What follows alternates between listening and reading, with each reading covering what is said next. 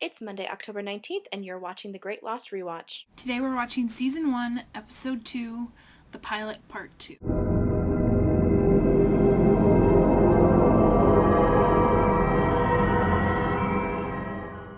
The first thing I noticed about this episode is when we had that brief flashback of Charlie on the plane, there was no flashback noise, like the following.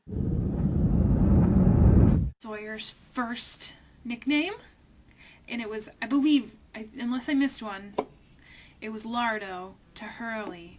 Congratulations, Hurley. You have the proud distinction of being the first person that Sawyer gives a nickname to. When I first watched this episode 5 years ago, I respected something, and I respect it even kind of more now, is the fact that it was willing to take on the whole Saeed being on the plane and, Sawyer and I'm sure other people on the plane thinking that he was the reason that it crashed. It's a post-September 11th world, and to kind of take on, how the world had changed. That was really kind of groundbreaking and brave of them, and I just really admired that. Jack and Kate are, they trust each other. Like, I don't know that I would trust somebody that much that I just met. The Spanish polar bear comic book, you are the reason we started to question Walt and his specialness. But did anything ever come of it? Not really. Because there was a polar bear in print, and then all of a sudden on the island, boop, out pops a polar bear. Sawyer shot said polar bear 9 times. 9 times. Movie reference? Anybody? No? Okay. My favorite line from this episode is when Sawyer's talking about the handiness of his gun. I just shot a bear! Sawyer, all it wanted was a Coke, and how to teach the world to sing in perfect harmony. And now it's time for scenes that are far more relevant now than they were back then. Today's entry, the backgammon scene. I really want to hear what Locke says to Walt. Did any of the producers come out and say this is what he said? Or are we just speculating? One is light and one is dark. And I mean, the whole Jacob and guy with the black shirt thing and the power struggle. Who knew at the time that that was going to be the overarching theme of the show? I want to know who you guys think is the better con artist, Kate or Sawyer. Because I think Kate's a pretty darn good con artist. She pulls off that not knowing what a gun is really, really well. I think she might be the better con artist.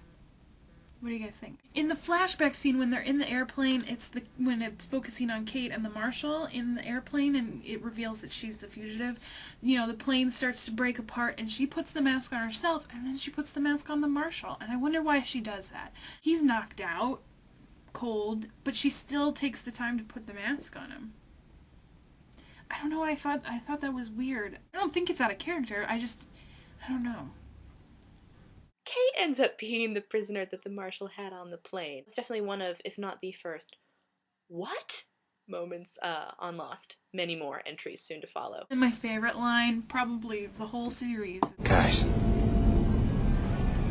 where are we? Do you think that he knew at the time that that line would be used in every promoting the upcoming season trailer that ABC was to make for every season that followed?